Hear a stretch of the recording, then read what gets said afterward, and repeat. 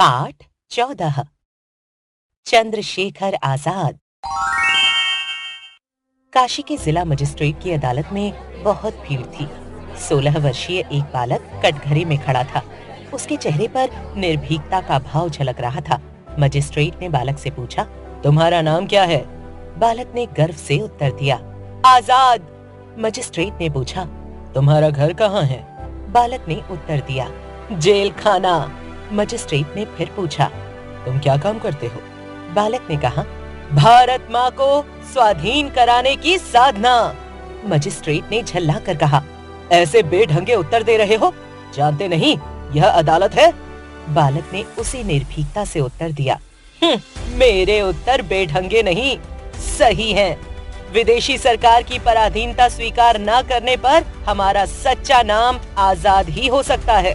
जब तक पराधीनता की बेड़ी को तोड़ न देंगे, तब तक हमारा सच्चा घर जेल खाना और वास्तविक कार्य भारत माता की स्वाधीनता की साधना ही होगा।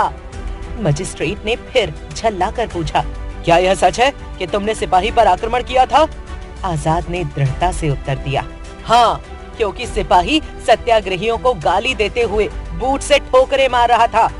मजिस्ट्रेट ने सजा सुनाते हुए आज्ञा दी, इसे ले जाओ और 15 कोड़े लगाकर मुक्त कर दो।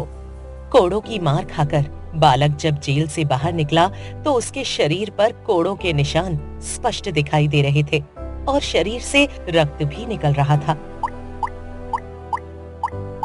किंतु बालक उसी प्रकार से शांत और दृढ़ था। जेल के बाहर बहुत से लोग उसकी प्रतीक्षा कर रहे थे। उन्होंने फूल मालाओं से उसका गला भर दिया। भारत माता की जय और चंद्रशेखर आजाद की जय के नारों से पूरी जेल की दीवारें गूंज उठीं। चंद्रशेखर आजाद का जन्म मध्य प्रदेश में झाबुआ जिले के भावरा गांव में 23 जुलाई 1906 को हुआ था। उनके पिता पंडित सीताराम तिवारी उन्नाव जिले के बदरका गांव के निवासी थे। उस समय पड़े अकाल के कारण वे उत्तर प्रदेश के अपने पैतृक निवास को छोड़कर मध्य प्रदेश अलीराजपुर रियासत में नौकरी करना शुरू किया और भावरा गांव में बस गए। चंद्रशेखर लगभग 15 वर्ष की आयु में पढ़ने के लिए काशी चले गए। वे वहां एक छोटी सी कोठरी लेकर संस्कृत का अध्ययन करने लगे। सन 1921 में जब काशी में असहयोग आंदोलन चल रहा था, तब वे भी उसमें कूद पड़े। महात्मा गांधी के प्रति उनमें अपार श्रद्धा थी, किंतु उनके मन में यह विचार उठता था कि अहिंसा का सहारा लेकर विदेशियों को देश से बाहर नहीं निकाला जा सकता है। अतः उन्होंने क्रांतिकारी आंदोलन छेड़ दिया।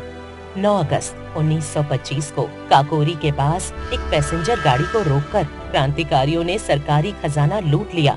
वह काम राम प्रसाद बिस्मिल के नेतृत्व में किया गया। इस डकैती के सिलसिले में राम प्रसाद बिस्मिल, रोशन सिंह, अशफाक उल्ला खां तथा राजेंद्र लाहिड़ी को फांसी पर लटका दिया गया। चंद्रशेखर आजाद भी काकोरी कांड में शामिल थे, किंतु वे पुलिस के हाथ न लग सके। उनको पकड़ने के लिए बड़े बड़े इनाम घोषित किए गए, परंतु पुलिस उन्हें गिरफ्तार न कर सकी। विशेषता यह थी कि आजाद किसी जंगल या पहाड़ में छिपकर नहीं रहते थे।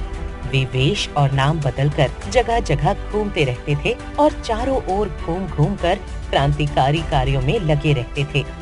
प्रयागराज में एक दिन जब वे अल्फ्रेड पार्क में बैठे हुए थे, तभी एक विश्वासघाती की सूचना पर पुलिस ने उन्हें घेर लिया। पुलिस के घेरे से बच निकलने का कोई उपाय न देखकर वे एक विशाल वृक्ष की आड़ में खड़े होकर अपने रिवॉल्वर से गोलियां चलाने लगे।